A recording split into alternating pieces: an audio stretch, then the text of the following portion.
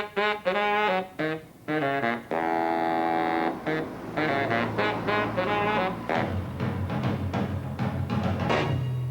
my idea of a holiday is normally sun, sand, sea, blue skies. But, well, a free ticket is a free ticket. So when English Heritage asked me to visit one of their biggest tourist attractions from the visitor's point of view, I said, yeah. So here I am, Dover Castle. I've got my sunglasses, I've got my camera, and I'm ready to do some consumer research. Nobody at English Heritage knows it yet, but once I've got my bearings, the custodians who run this place, as well as the managers and marketers, are in for some serious scrutiny.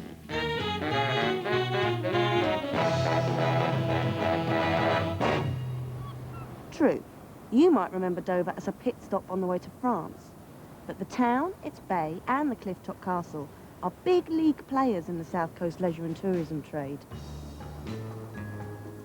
Catch sight of Dover Castle across the downs, and all you get is walls and battlements. But the guidebook claims 2,000 years of history. So what have they got? Well, for starters, this little lot. The Battlements Walk. A circuit of towers and walls built to protect the castle. The medieval tunnels. A network of underground chambers fortified against attack. The Saxon Church. An ancient garrison church, and still in use today. The Roman Lighthouse. A clifftop marker for Roman shipping. Admiralty Lookout. A viewpoint for watching action in the English Channel. The medieval keep. Built in 1180 as a stronghold for King Henry II, it's a roller coaster ride through royal apartments, great halls, a private chapel, and military accommodation over not just one, but several floors.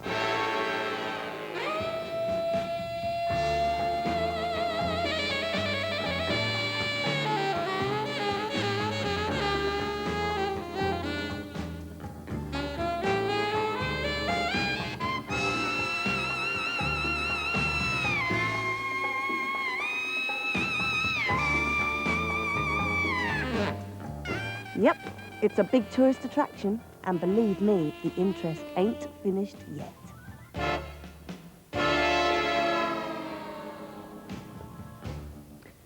Now this is probably the most popular part of a visit to the castle. It's the secret underground wartime tunnels. Now I'm here to see how they managed to move big groups of people around it and what sort of experience it is for the visitor.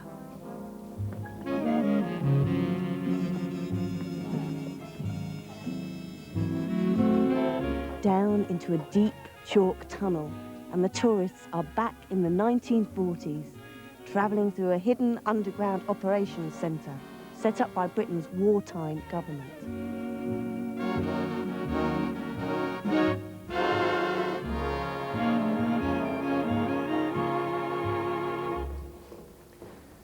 In a couple of minutes, another group of visitors will be coming down here into the tunnels. It's a bit weird here, so I better go and find the queue. Ladies and gentlemen, if anybody has a yellow ticket for the next tour of the tunnels, there's a yellow ticket.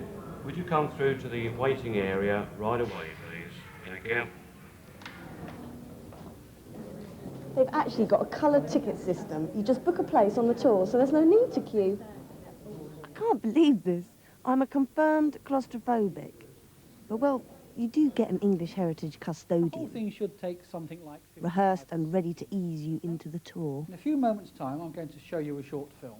The first 30 seconds make or break the tour, because I'm going to meet 30 complete strangers. 30 complete strangers are going to meet me, and we're going to be together for nearly an hour. So we need to get it right from the beginning. So first, the background on film in the mini cinema. No popcorn, though. The latest addition to Hellfire Cleanup, a vast network of secret tunnels which were to play such a significant role in the defence of Britain. Next, you leg it to the underground hospital.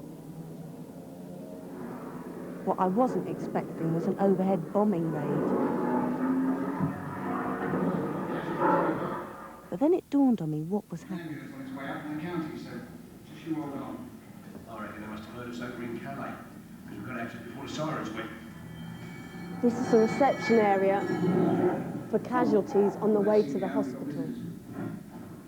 The actual theme of the hospital tour is a man that's actually ditched in the channel, a pilot who's ditched in the channel, and he's brought to the hospital, you see.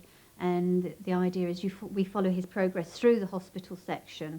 You know, he's carried in on a stretcher. So that's all the noises you're hearing. You're hearing the ambulance pull up, he's brought in, and he's taken down to the first room. And that's when the group goes down the tunnels to the next room. Keep going and you're in a reconstructed kitchen. Now normally I can stomach fake food, but this particular meat and two veg really got up my nose. Smells like school dinners. They came back 3/8 for the short last week. Probably nicked them for blackouts. Don't you mean whiteout, son? The guides are on hand to answer questions about what we see and apparently to prepare us for the operating theatre. And that's when I sort of say to them, well, I hope you're ready for this one. You know, because obviously some people don't like the sight of blood and things like that. The sound effects fire up your imagination, but this is no glass case museum. You're right there in the 1940s with the injured pilot. Yes, that's got it. And then the lights go off. There's bombs falling and the lights go off and everybody goes quiet. And then the lights soon come up again and you're smiling so everybody knows there's not a problem. I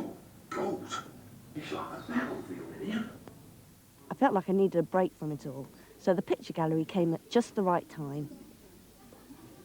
Until, that is, the wartime photographs reminded me that what I'd seen had actually happened down here.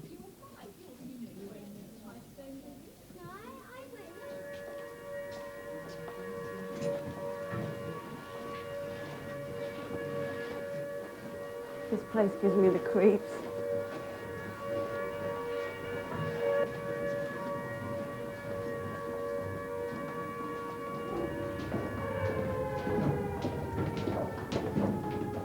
It's down to the next level, and this time through the raw chalk. It's all damp. No wonder Vera Lynn sang about what was over the White Cliffs of Dover. No bluebirds down here. Each room had a different story. The visitors on my tour were amazed at what had been masterminded down here, especially in the Dunkirk Command Centre. It's a very large room, but it's the room where in 1940 Vice Admiral Bertram Ramsay commanded the evacuation of Dunkirk, the Allied troops from the beaches, Operation Dynamo. So you're now standing in the room where he stood and looking at the areas occupied by him and his staff when that incredible operation took place. We'll make our way through this casemate, and as we do so, you'll see marked in the floor in white tape, and indeed surviving in the paintwork along the walls there, the areas occupied by those 1940 officers. The gun operation room, and into the last stage of the tour. Were chalked up on the blackboards on the far wall. The gun commander also knew which guns he could call on. I've been underground for about 45 minutes and it's the strangest atmosphere here. You're so cut off. They really have made it feel like you've gone back in time. We've been through half a mile of tunnels, and that's only a tenth of what's down here. It's time to do a recap, to sum up, to remind them of what they've seen, and also to tell them a little bit about what we hope to have open in the future, some of the bits that we haven't seen, whet their appetite. You know, we want them to come back. After that, we'll take them out towards the exit, make sure everybody's there, of course, at the end, thank them for coming to see us today and saying to them, well, let's hope you come back and see us again in the future. And invariably, people do come back.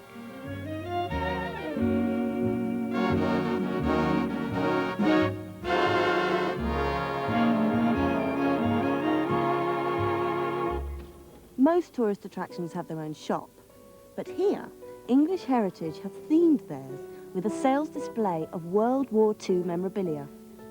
And I have to admit that exhibitions, displays, and even catering served up 1940s style does add value to your visit, as well as a chance for me to catch my breath.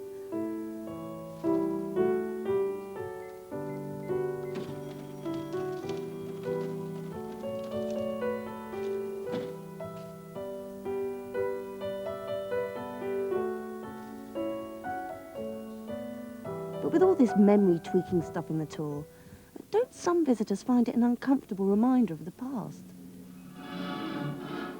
Phil told me the story of what had happened once when he showed one of the films. But as the survivors struggled ashore at Dover, Ramsgate, and all along the south coast, Britain's army was saved to fight another day. And I was taking a tour through, and we saw the second film, the Dunkirk evacuation film. And everything was going great. And as we left to go to the next room, an elderly gentleman was still in there, and he was crying. So I sort of ushered the group into where they were going, and I went back to this chap. And he stood up and sort of shook himself down. He said, "No, it's fine, I'm fine. No, it's just I've just seen myself on the beaches." And there you go. I mean, that's when you realise that it was people, and not film images, and not recordings, and not writings in books. Because there he was in front of me, a man in his mid to late 70s, who had just seen himself on the beach as a young man coming back. And you can't handle that. There isn't a technique. You just get a great big lump in your throat and shake his hand and crack on.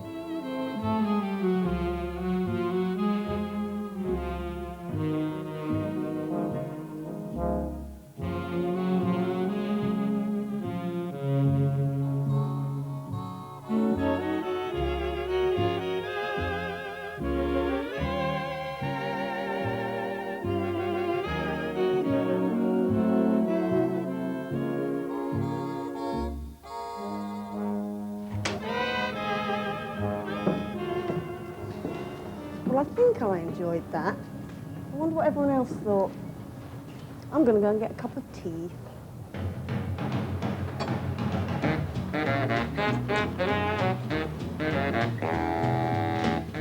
And since I wasn't the only one grabbing some half-time refreshment, what better moment for my own impromptu consumer research?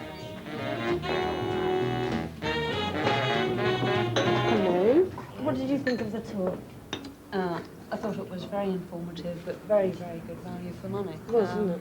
You think that, you know, the total price to come in and to have access to all the facilities is £6. Yes, it's exceptional. I didn't even know these tunnels existed. Did you not? What, you just came to see the... We just came to see the castle, actually. What was your favourite bit? I think the telephone exchange. Yeah. That was because we came actually years ago, and it's greatly improved. Now, what did you really think of the tour? Really, really, really? We were moved along in a very orderly fashion. Yes. But what, a bit too quickly? No, I don't think so. We had time to see everything, and it didn't get boring. Was there much waiting around or queuing at all? No, none at all. I think most of the way were 3 or 4 minutes. Did you feel you had enough time in each part, or could you have done with a bit longer? No, I don't think so. There was plenty of time in the horrible hospital bloodstain part, anyway. Was that your favourite or worst bit? Was it awful? Wasn't it very realistic? But just being on the tour, did you feel you lose track of time and you lose track where you are? You actually really get involved with it, don't you? Oh, yes. Very much. I think so. It's a lovely contrast here between the very old and then what we all think on one is the side. recent. Yeah. It's in our lifetime. Really good day. Yes. You know, you can make a full day of it and more. It's just marvellous. I'm glad you enjoyed it. Oh, I did. You know, Scott's £6 at the gate. You think, well, that's a lot of money. It's a bargain, isn't it? When you Compared to when you most see the things. end of the day, you think, well, no, that was really good value for money. Really enjoyed it. I'm impressed. But with so much to do for tourists in and around the Dover area, how do English Heritage persuade people to come here?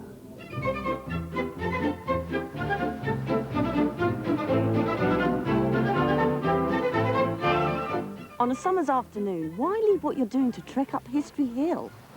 Time to grill English Heritage's regional marketing manager, Louise Dando, to see who she persuades to visit the castle and how she does it. Market research is the basic behind everything to find out exactly who your visitors are. So if you're advertising, you've got to think of what the actual profile of the visitor is, where they're going to read these things. And then also I always think of, when I'm on site, what would I want? You know, if I was bringing my family here, what would I expect to find? These days, most tourist attractions use special offers to sell tickets. They might even place a cut-out and keep coupon in newspapers.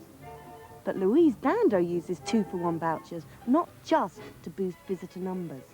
Put a voucher, you can actually see when it's redeemed. So it not only encourages people to come to the site because they think, oh, it's worth going there, it's going to be cheaper. It also means that we can actually measure whether or not they're actually reading that publication and using that publication.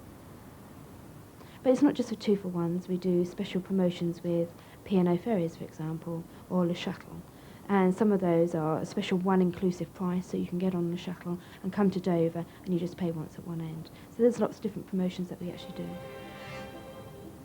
Newspapers, radio and television are always on the lookout for something to say. Freebie publicity if you can get them to write about your tourist attraction. So, a few juicy paragraphs put together in a press release can hook journalists and reporters if you get it right. What you do try and do is find stories which sound exciting. Now, for example, it could be an event. So you're putting out information about, 200 reenactors will be besieging the walls of Dover Castle this weekend. And local papers will pick up on that. For national stories, it's got to be bigger, better news. And it could be something to do with conservation work. It doesn't have to be just to do with visitors coming. So it could be like the Keep Roof, which is a major part of major conservation actual work going on. So there's lots of different things that you can do, and you write to different papers in different tones of voice as well. What you can't do is run a marketing campaign on your own. It's Louise here from English Heritage. Networking, they call it. And for English Heritage, it means linking up with other tourist agencies in the area. Leaflet's coming together very shortly, so I'll do Louise Dando doesn't just look after Dover Castle. She has monuments all over the southeast to promote. So each year she devises a marketing strategy with particular targets. My role as the marketing manager is very much on the strategy side. It is building up the marketing plan and ensuring, giving people the ability to actually carry out specific parts of that. That basically tells you what you're aiming to achieve over a set amount of time and how you're going to go about achieving that.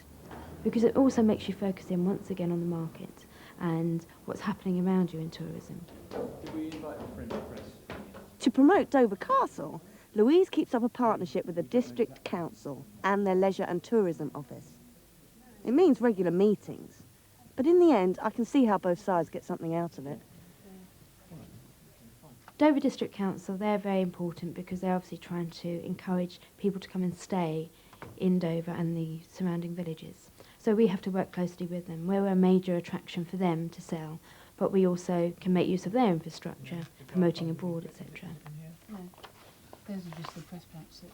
That's all the leaflets from the other parts. For a while, Dover has been keen to get a tour bus, which takes visitors around the town's attractions. And as English Heritage have been involved in setting the whole thing up, I mean, that's Dover Harbour Board as well. Really. An enjoyable thing to introduce people. Now they're about to launch the service.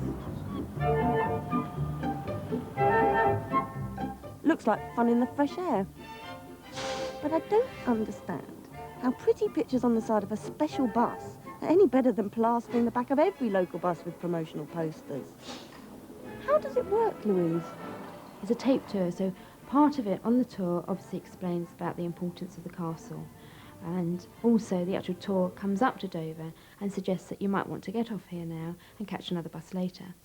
It's also a case that we do, in the leaflets, there's also a special offer, once again a 2-for-1 offer, to encourage people to stop off on the tour round and come into the castle.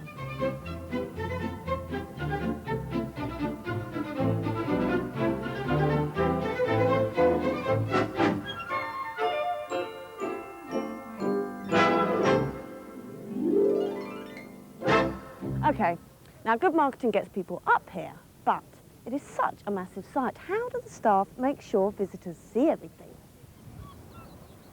Fearless in my research on your behalf, I dragged General Manager Ken Scott, willingly it's true, out of his office and onto the streets of Dover Castle. Ken, I mean, it would be really easy to come up here, have a picnic, see the view and miss bits. How do you make sure people get a value for money and get to see everything? Well, hopefully they've already sort of decided what they want to come and see anyway. I mean, people just don't come on spec. They've heard about it, they've read the leaflet, they've done whatever. If not, then we whet their appetite at the gate anyway. We say, well, this is what they're going to see, this is what there is to see. To help them as well, we give them an orientation leaflet. What's an orientation leaflet? Well, it's a plan of the site. It shows you where everything is, it shows you what to do, what to see. It's useful for them, but it's useful for us because we want them to actually sort of see the site in a structured way. But you don't have an orientation leaflet for the tunnels. What do you do Well, then? they don't need one. Why? They don't need one. It's a different experience. The tunnel really, and it's for health and safety reasons, the tunnels, you go in there and you're taken on a guided tour. It's basically that we need to get you in and out safely, and we want you to experience what happens down there. We want to do that in a fairly natural way. I mean, So what about all those sounds and the smells, and they just all seem to happen very naturally? And Thank you very much. It's meant to happen naturally and all the rest of it. But that's the whole secret of it. That's a good experience. And what we're doing is we're looking at all of their senses, nearly all of their senses. We do everything down there. You see what it was like, you experience, you smell what it was like, you can feel what it's like. The only thing that's not there are the people, the real people from the time. And sometimes we put them in for special events at weekends. We put them, so they've got the whole thing. And people are absolutely gobsmacked. It's good. oh wow! Well, look, would you mind if I had another look down the tunnels to see what happens behind the scenes? No, of course not. Thanks, Ken.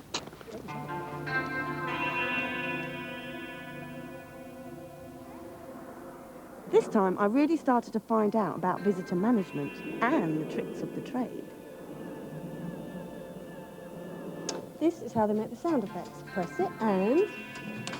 This was the main military telephone exchange for the combined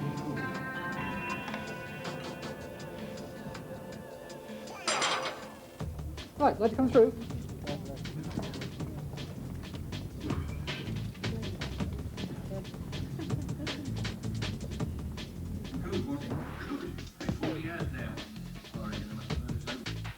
There is a keypad by the side of the door, and at approximately halfway through my group entering, I pressed a red button. That starts the overlay tape. I then take up a position inside with my group, at the head of the group, and I wait for my cue, which at the very beginning is two cleaners talking, and one of them says, right, you can get that mop moving now. When I hear that, it's time to, if you'd like to follow me, ladies and gentlemen, move them off down the tunnel.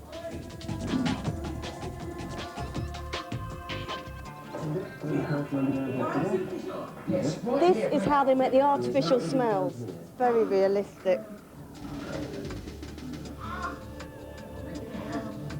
But if you're looking after visitors, you need to be prepared for all sorts and all ages. The way you would take through a group of military veterans, who are obviously going to know exactly what you're talking about, is going to be different to a group of 8 or 9-year-old school children, who would be different again to a group of middle-aged American tourists from a cruise line. But the important thing to do is not to leave people out. Wheelchair access is obviously important, but Dover also recognises that some visitors find underground slopes and stairways a bit too much.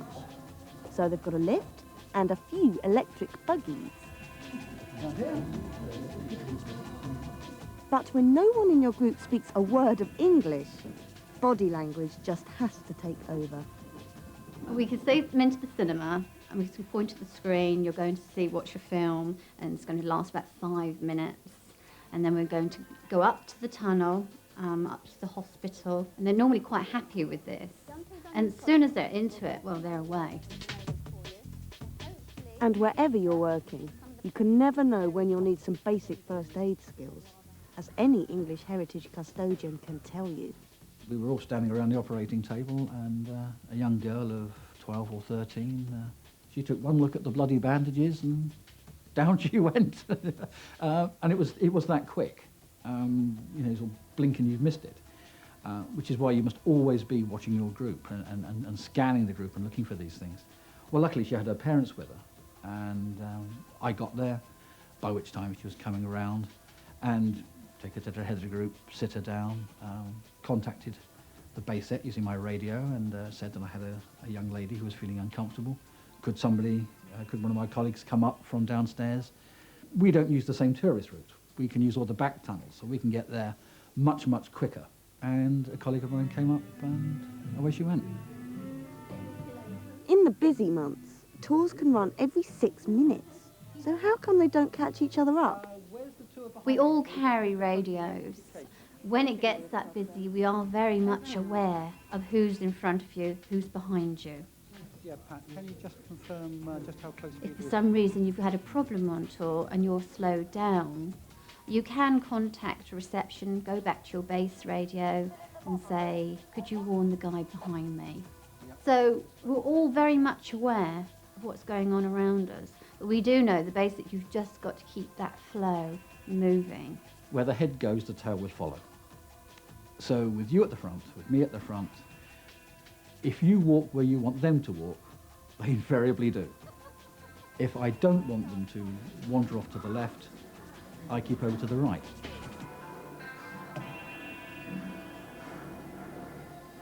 All right, so you've got your tour rehearsed, you've done it hundreds of times, and got your visitor management sorted. Can it ever go wrong? I did a cracking tour. I was really, really pleased with it, and came out at the end and said, you know, thank you very much, ladies and gentlemen, are there any questions? And this chap said to me, yes, Phil, were these tunnels used in the Second World War?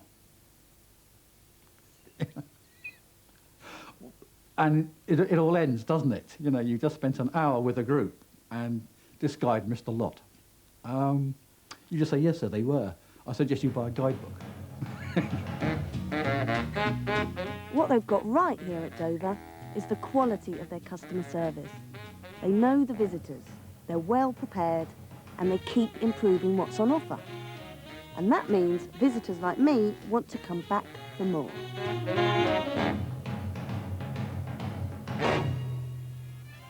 So, that ends my consumer guide to Dover Castle. Thanks, English Heritage. Next assignment, Caribbean. Please.